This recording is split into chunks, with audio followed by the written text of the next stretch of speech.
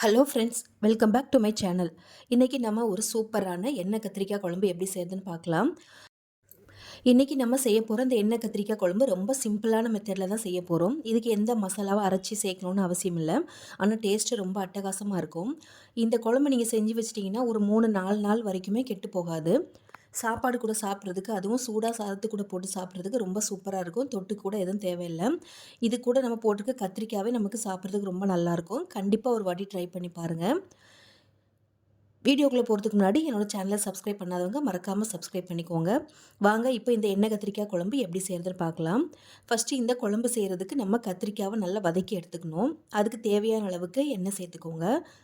கொஞ்சம் தாராளமாகவே சேர்த்துக்கோங்க. அப்போ தான் நமக்கு கத்திரிக்காய் நல்லா வறுபட்டு வரும். நான் கத்திரிக்காவை இந்த மாதிரி கட் பண்ணி எடுத்துருக்கேன். காம்பெல்லாம் எதுவும் கட் பண்ண அவசியம் இல்லை. காம்போடையே போட்டுக்கலாம்.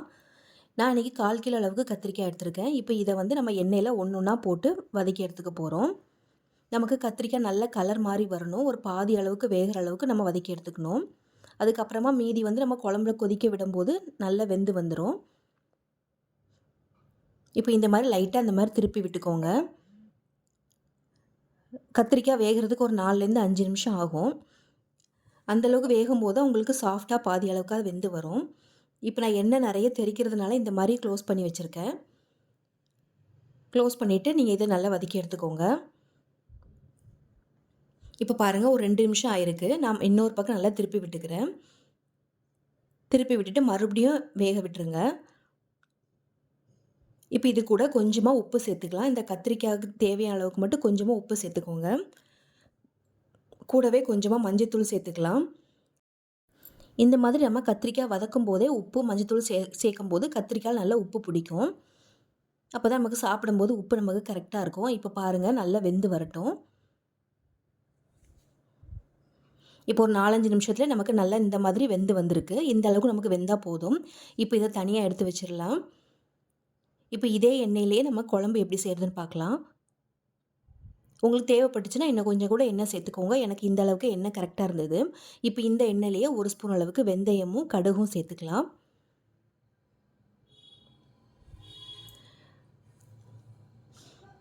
இப்போ இந்த ரெண்டும் நல்லா பொரிஞ்சு வரட்டும். பொரிஞ்சதுக்கப்புறமா இது கூட 1/2 ஸ்பூன் அளவுக்கு சீரகம் சேர்த்துக்கலாம். நீங்கள் விருப்பப்பட்டீங்கன்னா இதில் பெருஞ்சீரகம் கூட சேர்த்துக்கலாம். அது கூட காரக்குழம்புக்கு ரொம்ப நல்லாயிருக்கும். இது கூடவே 1 ஸ்பூன் அளவுக்கு கடலைப்பருப்பு சேர்த்துக்கலாம். எப்போவுமே காரக்குழம்பு இந்த மாதிரி குழம்புகள்லாம் கடலைப்பருப்பு சேர்க்கும்போது ரொம்ப நல்லாயிருக்கும். இப்போ இந்த கடலைப்பருப்பு எல்லாமே நல்லா சிம்மில் வச்சு வறுத்து எடுத்துக்கோங்க. இப்போ பாருங்கள், கடலைப்பருப்பு எல்லாமே நல்லா வறுபட்டு வந்துடுச்சு. இப்போ இது கூட நம்ம கட் பண்ணி வச்சுருக்க வெங்காயத்தை சேர்த்துக்கலாம். இதுக்கு நீங்கள் சின்ன வெங்காயம் சேர்த்திங்கன்னா இன்னுமே ரொம்ப நல்லாயிருக்கும். நான் பெரிய வெங்காயம் 2 பெரிய சைஸில் எடுத்து இந்த மாதிரி ஸ்லைஸ் பண்ணி வச்சுருக்கேன். இப்போ இது கூட ஒரு ஃப்ளேவருக்காக 2லேருந்து 3 பச்சை மிளகாய் சேர்த்துக்கலாம். இப்போ நான் இது கூட ஒரு கைப்பிடி அளவுக்கு பூண்டு சேர்த்துருக்கேன். நீங்கள் வெங்காயம் சேர்க்கறதுக்கு முன்னாடியே பூண்டை சேர்த்துக்கிட்டிங்கன்னா சீக்கிரமாக எண்ணெயில் ஃப்ரை ஆகி வந்துடும். நான் பூண்டு சேர்க்க மறந்துட்டேன். அதனால் இந்த மாதிரி ஓரமாக வச்சுட்டு அந்த எண்ணெயில் நல்லா ஃப்ரை பண்ணி எடுத்துருக்கேன். இப்போ இது கூட கொஞ்சமாக கருவேப்பிலை சேர்த்துக்கோங்க. கருவேப்பிலை சேர்த்துட்டு இந்த பூண்டு எல்லாமே நல்லா வதங்கி வந்திருக்கு. இப்போ இந்த வெங்காயம் எல்லாமே நமக்கு நல்லா வதக்கி வரணும். ஒரு 2-3 நிமிஷம் நல்லா வதக்கி விட்டுருங்க. இப்போ பாருங்கள், வெங்காயமும் நமக்கு நல்லா வதங்கி வந்திருக்கு. இப்போ இது கூட நம்ம அரைச்சி வச்சுருக்க தக்காளி சேர்த்துக்கலாம். நான் 3 பெரிய சைஸில் தக்காளி இந்த மாதிரி அரைச்சி எடுத்து வச்சுருக்கேன். நீங்கள் அரைச்சி சேர்க்கும்போது உங்களுக்கு சீக்கிரமாக வதங்கி வரும். கிரேவியும் நமக்கு நல்லா திக்னஸாக இருக்கும். இப்போ இந்த தக்காளியோட பச்சை வாசனை போகணும். அதுக்காக நம்ம ஒரு மூடி போட்டு வதக்கி விட்டுறலாம். நம்ம சேர்த்துருக்க எண்ணெய் எல்லாம் பிரிஞ்சு வரணும். அந்தளவுக்கு நமக்கு தக்காளி நல்லா வதங்கி வரணும். இப்போ பாருங்கள், ஒரு 3லேருந்து 4 நிமிஷம் ஆயிருக்கு. நமக்கு நல்ல தக்காளி நல்லா வதங்கி வந்திருக்கு. இப்போ இது கூட என்ன மசாலாலாம் சேர்க்குறதுன்னு பார்க்கலாம். இது கூட 1 ஸ்பூன் அளவுக்கு மஞ்சள்தூள் சேர்த்துக்கோங்க. இது கூடவே காரத்துக்காக தனி மிளகாத்தூள் சேர்த்துக்கலாம். நான் 2 டீஸ்பூன் அளவுக்கு தனி மிளகாத்தூள் சேர்த்துருக்கேன். இப்போ இது கூடவே ஒரு 2 டீஸ்பூன் அளவுக்கு காஷ்மீர் ரெட் சில்லி பவுடர் சேர்த்துருக்கேன். இது ஆப்ஷனல் தான். நீங்கள் வேண்டானா ஸ்கிப் பண்ணிடலாம். நான் ஒரு கலருக்காக சேர்த்துருக்கேன். 2 ஸ்பூன் அளவுக்கு சேர்த்துட்டு இப்போ இது கூட 3லேருந்து 4 டீஸ்பூன் அளவுக்கு மல்லித்தூள் சேர்த்துக்கலாம்.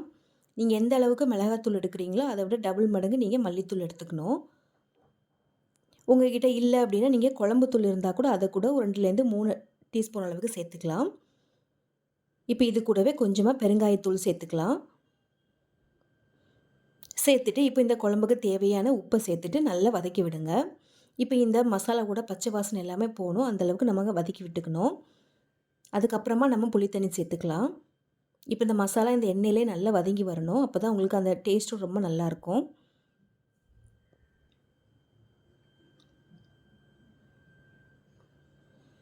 இப்போ நமக்கு நல்ல அந்த பச்சை வாசனைலாம் போயிட்டு ஒரு 2, 3 நிமிஷம் நல்லா கொதிக்க விட்டாச்சு. இப்போ இது கூட நம்ம கரைச்சி வச்சுருக்க புளி தண்ணி சேர்த்துக்கலாம்.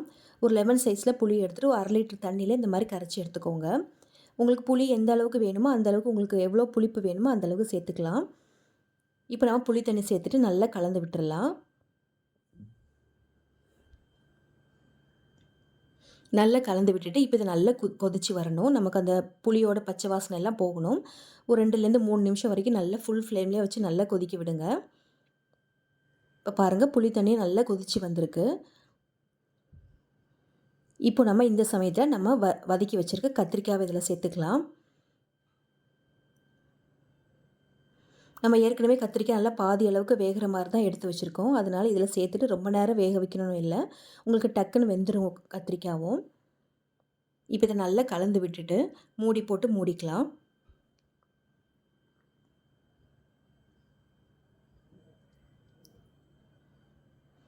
இப்போ நல்லா கொதிக்க ஆரம்பிக்குது. இந்த சமயத்தில் மூடி போட்டிங்கன்னா நல்லா உங்களுக்கு கத்திரிக்காயும் அந்த குழம்பு எல்லாமே நல்லா சேர்ந்து வெந்து வந்துடும். ஒரு 3 நிமிஷம் வரைக்கும் நல்லா கொதிக்க விடுங்க.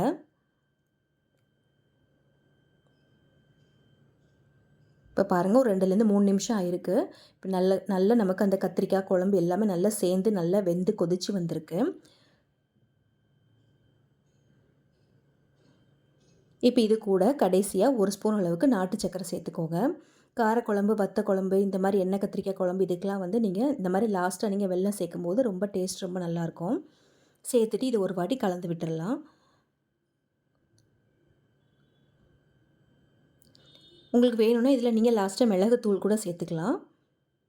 அது கூடவே ரொம்ப நல்லாயிருக்கும்.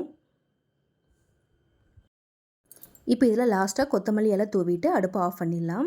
அவ்வளோதாங்க, நம்மளோட சூப்பரான எண்ணெய் கத்திரிக்காய் குழம்பு ரெடி ஆகிடுச்சு. இது ரொம்ப சிம்பிளாக தான் இருக்கும். கண்டிப்பாக ட்ரை பண்ணி பாருங்கள். சாப்பாடு கூடயோ இட்லி தோசை கூட சாப்பிட்றதுக்கும் ரொம்ப சூப்பராக இருக்கும். என்னோட வீடியோ உங்களுக்கு பிடிச்சதுன்னா மறக்காமல் லைக் பண்ணி ஷேர் பண்ணிக்கோங்க. தேங்க்ஸ் ஃபார் வாட்சிங்.